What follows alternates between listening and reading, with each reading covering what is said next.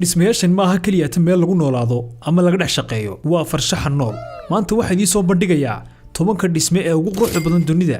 laga bilaabo lambarka 10aad ilaa kan ugu quruxda badan ee koowaad haddii aad jecesho waxyaabaha cusub iyo xogaha la yaabka leh subscribe sar kanaalka oo nala soco ilaa dhamaadka dhismaha 10aad Sydney Opera House Australia waa dhisme caan ah oo ku yaala hareeraha dekedda Sydney nashqadiisu waxa uu eegtaa shiraaca maraakiibta ama hirar badeed waxa la dhameeyay sanadkii 1973 waxaanu noqday astaan caalami ah qoraxda maalinkii iftiinka habeenkii labadaba dhismuhu wuxuu leeyahay qurux soo jiidasho leh nambarka 9aad Colosseum Roma Italy waa dhisme in ka badan 2,000 sano jira haddana wali istaagsan qaabkiisa wareegsan iyo tiirarkiisa waaweyn waxay muujinayaan xirfadda Roomaankii hore inkastoo uu burbur qayb ahaan quruxiisa taariikheed wali waa mid nool 8 Burj Al Arab Dubai waa hotel qaabkiisu u eg yahay shiraac doon leh kuna yaala jasiirad macmal ah waa mid ka mid ah dhismayaasha ugu quruxda badan si fududna looga dhex garan kara dunida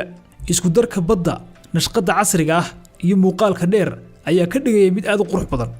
nambarka 7aad Taj Mahal India waxa dhisay boqor si uu u muujiyo jacaylka uu qabo xaaskiisa waxa laga sameeyay marble cad wuxuuna leeyahay isku dheelitirnaan quman midabkiisu wuu isbedelaa marka ay quruxdu soo baxdo iyo marka ay dhacdaba taas oo ka dhigaysa mid sixir ah nambarka 6aad Sagrada Familia Barcelona Spain waa macbad ama kaniisad uu nashqadeeyay Antonio Gaudi wali lama dhameystirin oo waxa ku socda dhismaha maadaama ay nahay dad muslimiin ah wana ka boodi doonaa qaybta 6aad waxaan u wareegi doonaa qaybta 5aad sababtoo ah waa kaniisad mana doonayna wax faahfaahin ka bixino inkastoo ay socotay dhismaheegu 100 sano nambarka 5aad Louvre Museum Paris France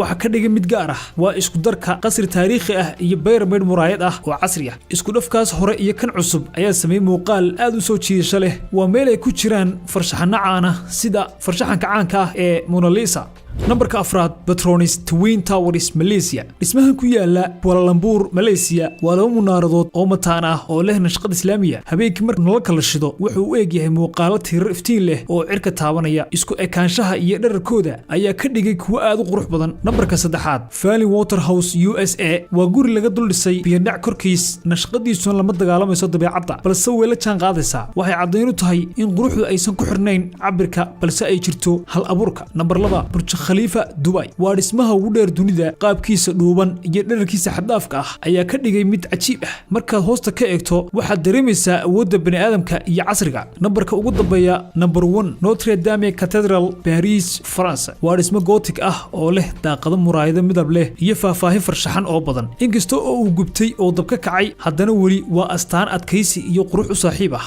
dad badan waxa u arkaan inuu yahay dhismaha ugu quruxda badan dunida haddaba adigu kee ayaad u aragtaa kan ugu quruxda badan dunida ku qor qaybta faallooyinka ee hoose haddii aad ka heshay muuqaalka like sar muuqaalka channelka subscribe noo saar assalamu calaykum